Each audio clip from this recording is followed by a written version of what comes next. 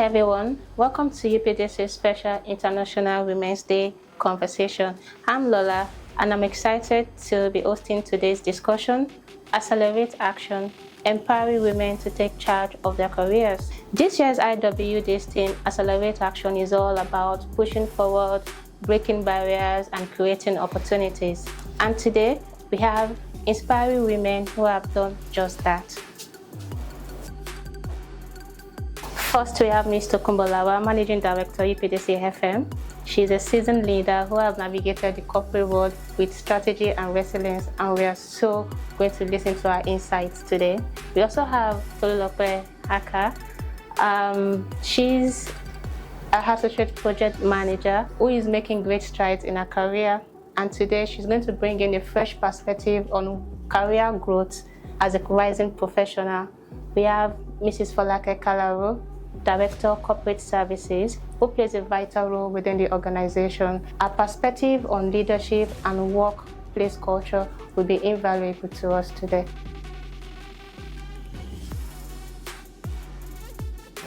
Ladies, thank you for being here today. Let's dive right into the discussion. So our first topic today is overcoming workplace challenges. How do we navigate that and overcome the barriers and bias that comes in the workplace? So my first question will be directed at Ms. Tokumbo. Looking back at your career, what were the biggest challenges you faced as a woman in leadership? Okay, thank you, Amalola. I think one of the greatest challenges, the biggest challenge I faced is actually working in a male-dominated industry, and you find out a lot of women that speak about that, and from telecommunications to energy and to facilities management within the real estate space. And I've learned to let my results speak for myself. And my career has really been defined by resilience and adaptability. So each time, from when I studied biology and chemistry in school, and I let my results speak for me to move on to the next level, to get into telecoms, where again, very male-dominated, working with telecom engineers, being very diligent, and then moving on to facility management. At every point in this pivotal change in my career, I had to work extra hard and be very, very intentional about the results that I deliver. Thank you for that insight, ma'am. I'll be moving over to Mrs. K. As a woman, how do you think we can navigate bias, microaggression, and discrimination in the professional setting? Thank you, Omolola. In my experience, I think one of the first things for women to do is to recognize the bias. I think that from a cultural perspective, women, basically in Nigeria, a lot of us grew up with the mentality that you are supposed to be seen and not heard. So, and you are supposed to keep quiet and just accept anything that comes your way. But the work industry is entirely different. You must recognize it. Because of a lot of information these days, I don't think bias is open. It could be just very subtle. And so you, as a person, you must identify it. And when you do, you have to speak up. Call it out, challenge it. I'm not saying be brash, but you have to challenge it. However, when you are challenging bias, one thing must speak for you, your work. You must have a track record of diligence. You deliver on your assignments.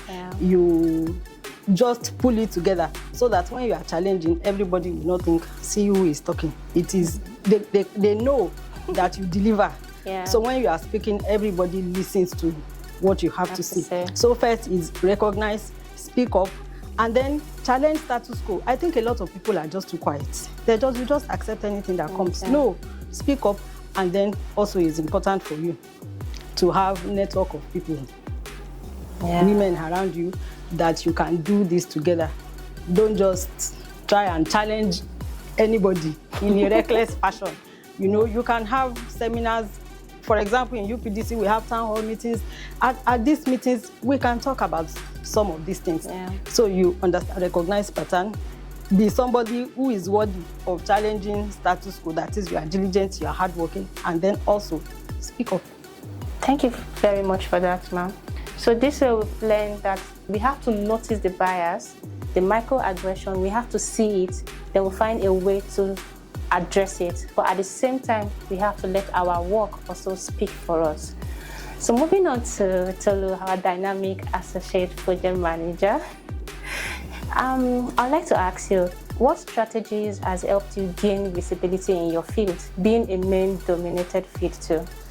I think the first thing is I understand that I belong and I'm a professional. Just because I'm a woman does not mean that I don't belong in that space. Secondly, for me, is having a can-do attitude. Whether I feel or not, I'm willing to pick myself up and try again, being persistent, willing to do what it takes to ensure that I meet that goal. I used to tell people that the pressure that I feel most times are not external, they are more internal, because I put the onions on myself to ensure that, okay, if someone else can do it and it has been done before, I too must be able to do it. So I think that has helped me gain visibility. Yeah, I think I reckon with that. So that can-do attitude, like, I have to do this. Thank you so much for that. So beyond overcoming workplace challenges, another aspect of career growth is work-life integration. Like, how do you manage your professional life with your personal life? Personally, I feel the burnout. And honestly, there are times that I would want to ask for a mental health day, but to me, it would seem like if you do that, it seems like you're not tough enough for the job. So I just kind of let that go. So I would like to ask you, Tolu, do you feel that kind of pressure too? And have you been able to manage your work life, being a mom and as a professional? Well, I don't have an answer to this question. I think I will leave it to more senior people to talk about it. The reason why is right now I am going through it.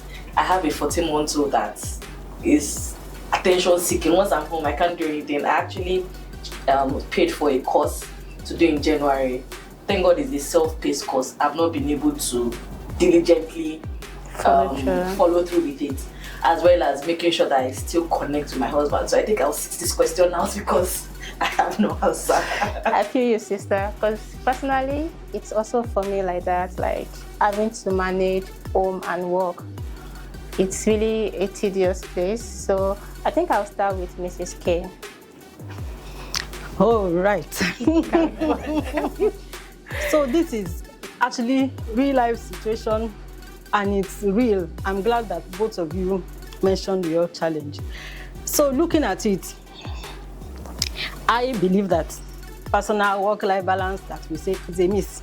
It does not exist. Yes, so I think it is for you to determine priorities based on the seasons of your life. So, and as well, I haven't been part of management team for a while, it's something employers recognize. But I tell young ladies, first, you must make an impact first. So when you start work, be diligent at it, do it very well. So when you get to seasons of your life, when employers need to cut you some slack, they will not do it grudgingly or it won't affect your life because they know that ordinarily you are diligent. Now to you as an employee, you must recognize that your employer is paying you to deliver value. So you have to strive, burn both candles to really deliver the value. But however, you must realize that family must be there, husbands must be taken care of, children must be taken care of. Now I pause to say something. You need a lot of support. Yeah. So there are some people that are critical to your life. First is your choice of husband. Please and please do not overlook it because a supportive spouse will go a long way. So if you go and marry a loser or you marry someone that is threatened by your achievements and will not give you support, you are in for it. So be careful who you marry. And then please treat your in-laws, treat people around you better. When I was raising my kids, there were times I didn't have house helps to support. My in-laws, because my family, I'm the last of the girls. I have 2 boys after me. They could not do anything. But my in-law, my husband is the first. So he has 2 sisters and they helped me. My mother-in-law helped me and I treated them nicely. Do you understand what I'm saying? So when I am not there, they stood in the gap for me. Oh, yeah. So realize that it's not a race you can run on your own. Modern people, me and my husband, single unit family, you will burn out. So find support. It could be friends, it could be just pull things together. You don't have to do school run every day. Is there someone you trust, that can do this for you? You understand? So you must really shuffle it. Where do I need to be? So like open days, do I have to attend every session? Are there things I can negotiate with people? You understand? So it's important to have all of this in place so that you just don't burn out. So for me, it is priorities. Work, throw a sweetener for your family in between. If you are earning money, share money. Don't tell your husband he must pick all the bills when you are at work. Share the goodies. Take your children, let him feel the impact of what you are doing. That's the only way you can get it done. And also your children and people around you who will make your life very easy. If you don't do that, you will burn out. And then also, I think, cut yourself some slack. Somebody like me, I am very particular about how my house looks. I want everything to be speak-pack. Sometimes they tell me, don't kill yourself. Relax. Sometimes if your house is dirty, just let it go and create a time for yourself. A lot of burnout comes because we are always running after people. They say women don't take care of themselves. So take care of yourself. Do something that makes you happy. I remember those days when we want to plan travel abroad. I sometimes try to leave them behind and go on my own. Because when you travel with children, you are still parenting, you are still shouting. But a session, me alone session, it makes me relax, unwind. So I find getaway times for myself, which is very important. Thank you very, very much for that. So we've learned that having a supportive system is very important because you cannot do it alone, especially if you're trying to grow in your career. Hope you're taking note of that. I think it's serious note too. Alright, so Mr. Kumbo, what practical strategies have helped you overcome burnout? Because now we know burnout happens. So what strategies have helped to overcome this burnout while still maintaining your high performance? So I'm just going to add a little bit to what she said earlier. It's mostly what you have to do is set boundaries.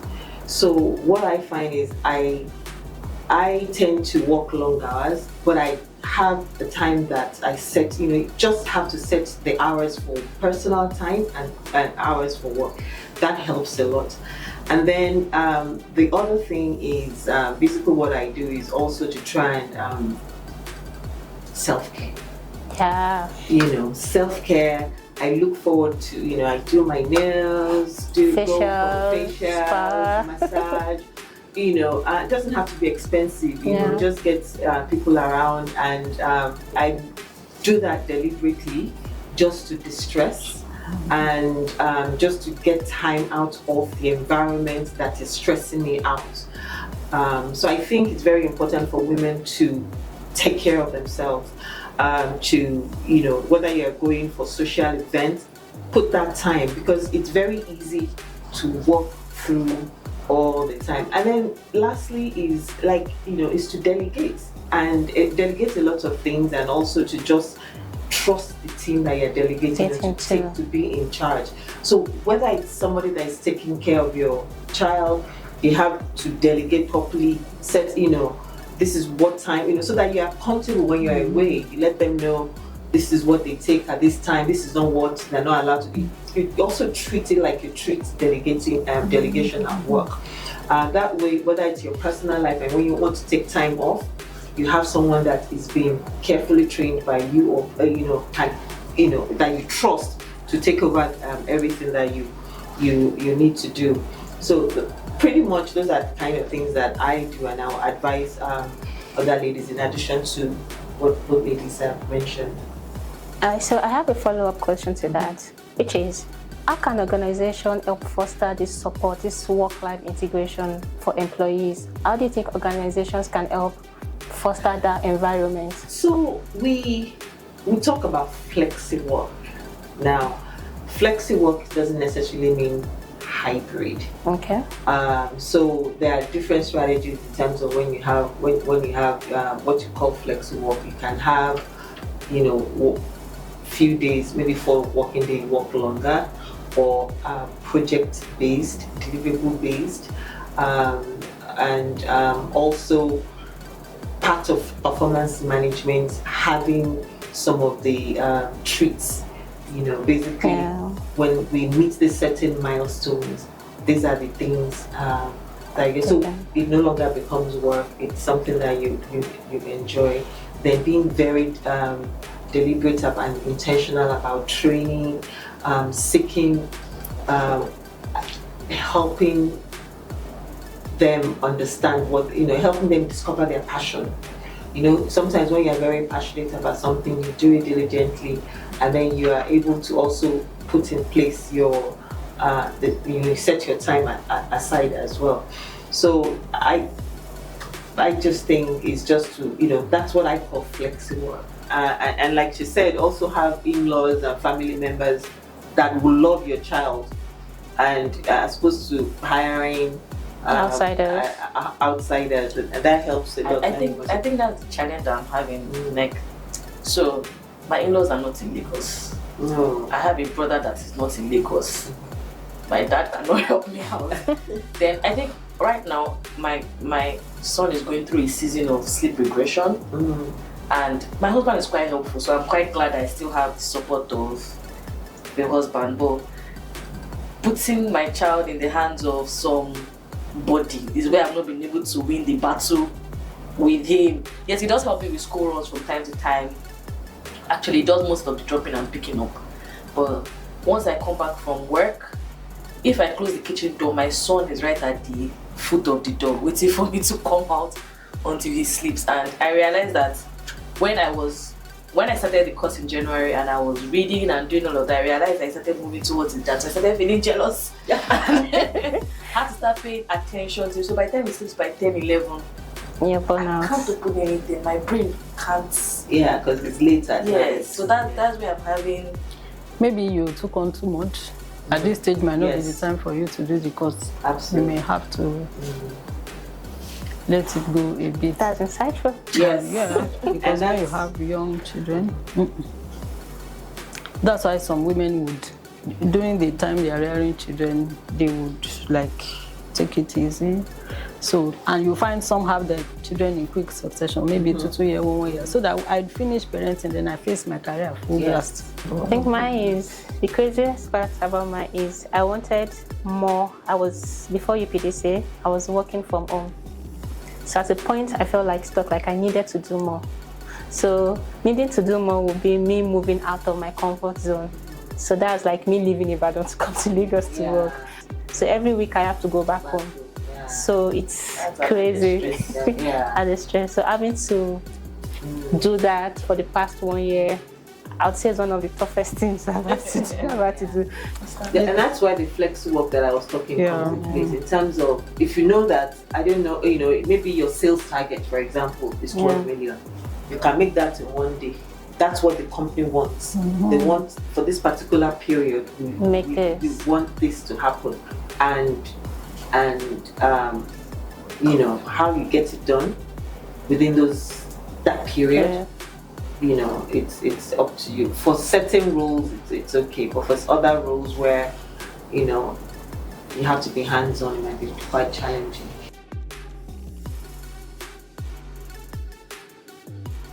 Let's wrap up with our final topic: mentorship, networking, and financial empowerment. We all know that to up our game in our career growth, mentorship and networking are very important game changers.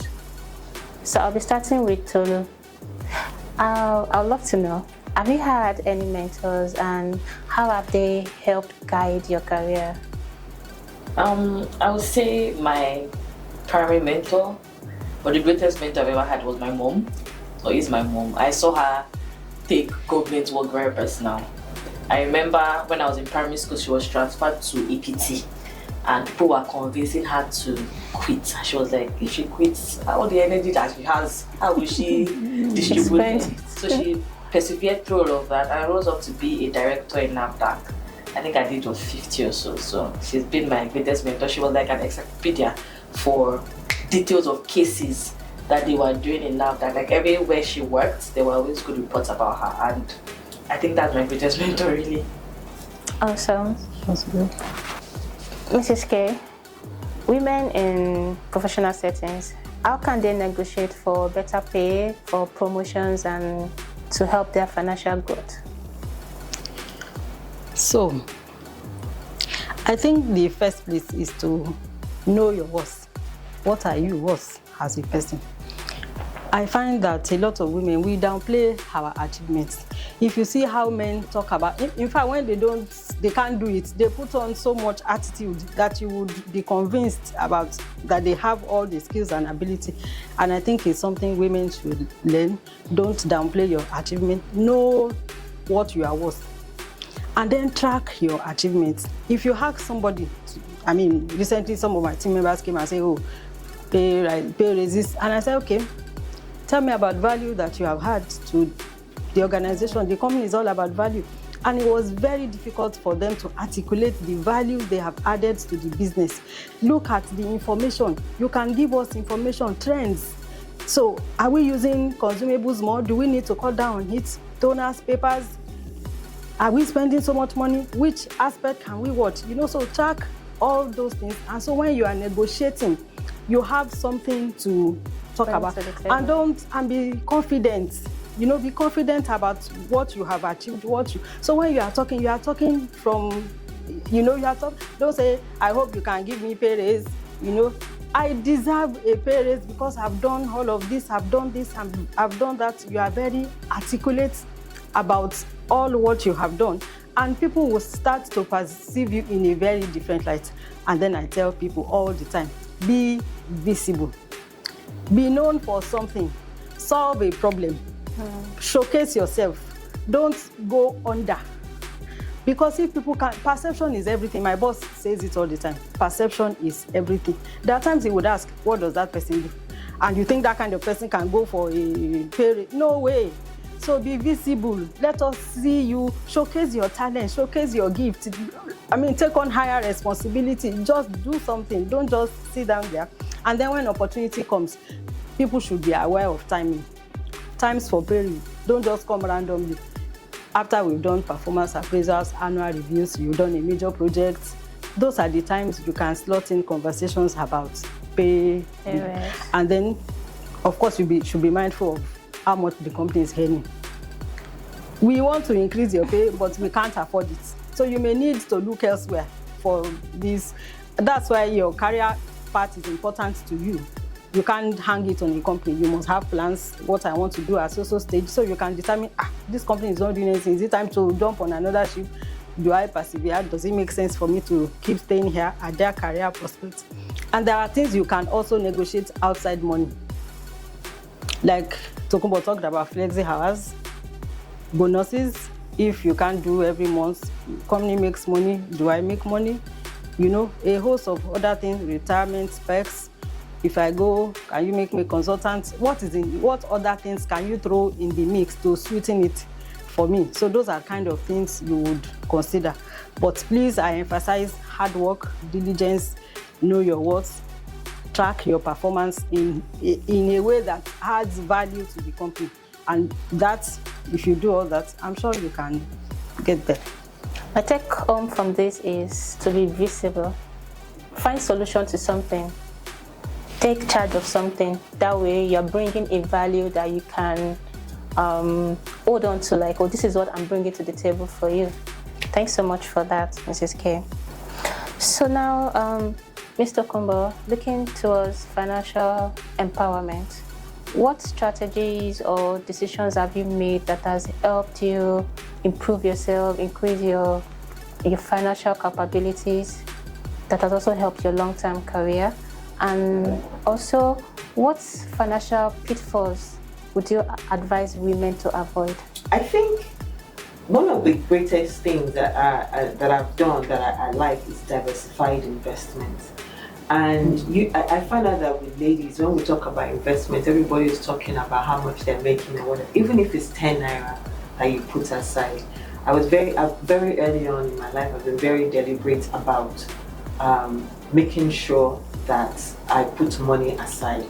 And I'm also a member of an angel investment group. So while I'm busy at work, my money, a little bit of my salary that I put away is working for me. In some situations, people are able to invest in real estate. Sometimes it can be mutual funds, it can be a susu that you use, but it's very, very important to do that, because if you are very distracted, because if you put all in your work, and as you're working, all that money is filtering away with your day-to-day. You know how it is now. The salaries are never enough to cover our day-to-day living. You must set something aside so you don't get distracted. And even when you leave, you have something to fall back on, no matter how small. If you imagine if you put 10 naira away every month for like 20 years or whatever, it amounts to something and it grows.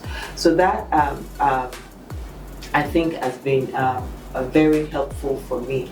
And for another thing is, like she said, is to understand money. You have to be commercially aware. For me, when I moved in from at first I worked in the corporate space and I became an entrepreneur, I was very deliberate also about trying to understand how businesses make money. When you understand how businesses make money, you are able to even grow, because your strategic moves, everything about that will align. Yeah. So once you understand how businesses make money, it helps in your growth. Also, being able to negotiate for more money in anything that you do. You need to understand investment. You need to know about money. You need to learn about money. You need to not leave it to the men only. You need to contribute, even if housekeep money that you get. You need to save. You need to understand. You need to understand how businesses make money. So by not understanding investment, it affects the way you think about money and the way you manage money, and also can affect the career in the long term.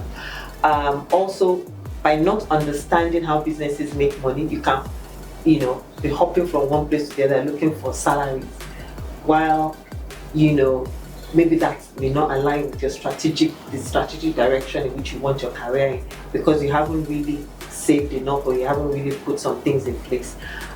So I think women should educate themselves about money.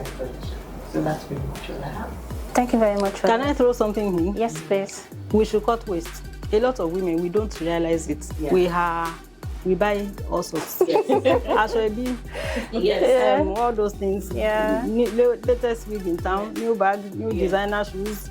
We're just so materialistic. Somebody said a woman's investment is in their wardrobe. Yes. Our wardrobe. So we should be conscious of those things. Yeah. And if you set something aside, it's what you have left that you can spend. So if you like, you can cut off food and buy their shrepi. But you have put money aside. So every month something has to come, because I am one of those people that I spend. So I don't want to see the money. So wherever, because if there's so many things, I'm one of those who I can win. I say I want to look and come out with a bag full. So once you diversify the money to other things, so, you have. That helps. So you know yourself, you know what it is you want to do, but just make sure that there's investment. Join associations and all those things. One thing I've also had is, I'll say what I've learned is that you have to be steady before you can help others, because we live in a society that people would always demand of you, give me this, I want to pay this, I want to pay school fees, can you? So I realized that I'm not a bad person if I don't help all the time, because before I can help you, I have to stand firmly on my own too. Absolutely. So once we kind of understand that, we would be able to manage whatever comes in and know that, because if you don't have better plans for your money, they will help you spend it. And even if you help somebody 10 times in a month, the one time you don't help, you're a bad person. In fact, they say some of us encourage this culture. We enable people to do it. So if you're giving somebody money once, twice, thrice, that's it. So you have to be intentional. There's something my brother and I used to say, because my mom used to help a lot of people, and maybe when we were broke, we'll be like, my brother would tell me, better ask your mom if you don't spend it. Somebody else my mom tells my dad, my dad would be like, my mom will say at 80 something, somebody else will spend it for you. But it's what you have left. And what is so funny also is, you find out that you know, you are still managing, you are struggling, you want to have your, but you are helping people that are building their home in Their home. somewhere in the States. Exactly. Yeah, Very exactly. true. You know, they, I want to buy cement. I want to buy, you know, they, you know, it may be far, but it's their own, and you are renting, and you are trying to struggle to, you know, so it's what you have again, like I said, left in your hand that you spend. So always try to. And people always think that when they want to invest, you must have plenty money. No, just start small. Just start small and move it aside, and it's money that one has forgotten. You never know when that comes in handy. True to that, there's an app that I use. Like, it makes saving easy. Like, daily it deducts a certain amount that I would not notice. That would have gone on recharge card or buying fruits, like 1,000, 1,500, 2,000. So at the end of the year, so I do that for like a whole year, and by January of the next year, 1,000, I have like about 360,000 that is just coming in. So the moment I kind of like so there's another app, so like I can buy stocks, then I keep it there. Then after maybe 2 or 3 months or 6 months, I go and check, like, is it good? I don't understand stocks really, but I just read the highlight plus 3 point something. So I just read through that, and I be like, okay, this one looks like it's doing good. Then I do it. Then 6 months I go back and I get my money back. So because, like you said, taking a large chunk of money at once might feel like a big thing to do, but daily 2K, 1K, I prefer doing that with the app that I just remove from my account than giving people to, because that one at least I can monitor my thing. So we have to consciously make sure that we are taking good financial decisions. Thank you, ladies.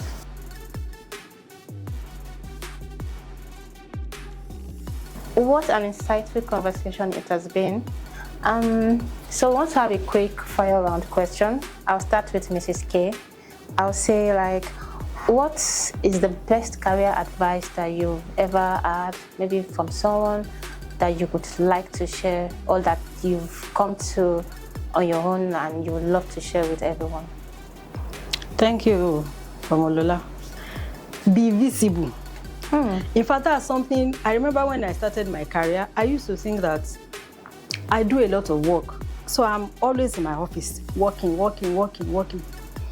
And then I tell you honestly, I was passed up for a promotion on account of this visibility, because they said, what's she doing? And people really, you have to sell yourself, really, you have to put yourself there. Don't think that they will just automatically understand what you are doing. So that's why it's important, when you have opportunities to network with senior leaders, senior colleagues, please take good advantage of it. When we have meetings, speak up. Look for opportunities to present yourself. I'm not saying be in anybody's face, but let them know that you are there. Let them know that. Don't let anybody be asking, what does she do? How many people will remember? I remember those days, I used to run contracts for entire UAC group, all the companies. So I was swamped in a lot of work. So I was just there facing the work. And then someone told me, you can't do this. So when you go to be used for meetings, don't just finish meeting and dash. Enter the offices, talk to them, you know, network. So networking, putting yourself out there. Don't just remain in your work, you know. Put yourself out there. Thank you for that, ma'am. I have a question. Yeah. What if you're being visible, but that visibility is rubbing off some people the wrong way? Like, how do you manage that? There's nothing you can do about some of it. Yes, they are rubbed off the wrong way. You face your front. Too bad. Focus on your focus. Yeah. Focus, you know where you're going. We're not saying overdo it. You know, we have to learn a bit of wisdom on how to do this. And then sometimes it is important with your boss. You really need to study your boss and know the kind of person he is. There are times when I have attended meetings with my bosses, and I know that they are the kind of people that like to have all attention on them. So in those meetings, I let them have the floor. Thank you for that insight. Mr. Kombo, if I may ask, what book or resource would you like to share that has helped you professionally? You know, for me, I was an entrepreneur for about 15 years. Wow. And I think, and of course I also worked in the corporate world briefly early on in my career before I became an entrepreneur, and the book that really has helped me along the way, even entrepreneurship and corporate, is Lean Startup by Eric Ries. And the book actually talks about systematic and scientific way of managing businesses in an age of extreme uncertainty. So it allows you, teaches you how you are able to quickly get ideas, validate ideas, reduce waste, know when to pivot when something is not working, know when to move on to something else, and yes, give it all in all, but when you strip something lean and there's nothing else to strip off, then you need to move on to another. So I think that is a useful book that I would advise everybody to read. It helps startups and mature businesses, and especially in the age of artificial intelligence where things are moving rapidly. We want to be able to know how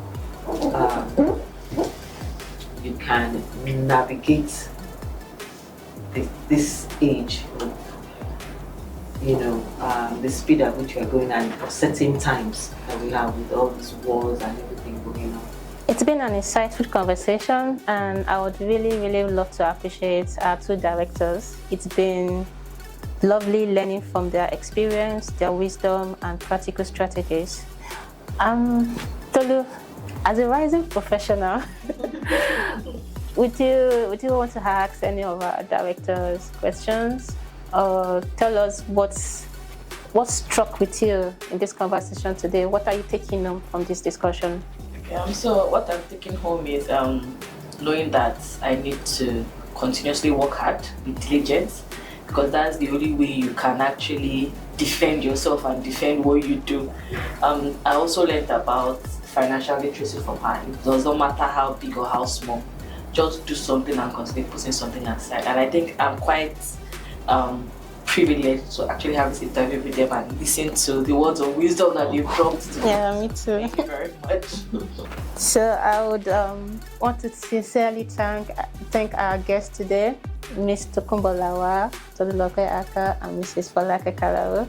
It's been really nice listening. I think having this chat, there's a way it kind of like motivates you to know like you're not alone. Yeah. You can do this. Yeah. And Accelerate Action is the theme for this year. And now my take home from this is be visible, be diligent, and know what you want to do and go for it. So Accelerate Action is not just about saying, oh, I have action. It's like saying, yes, I want to go for this. I can do this. And it's been a big privilege being in your presence today, ma'am. Thank you so much for your time.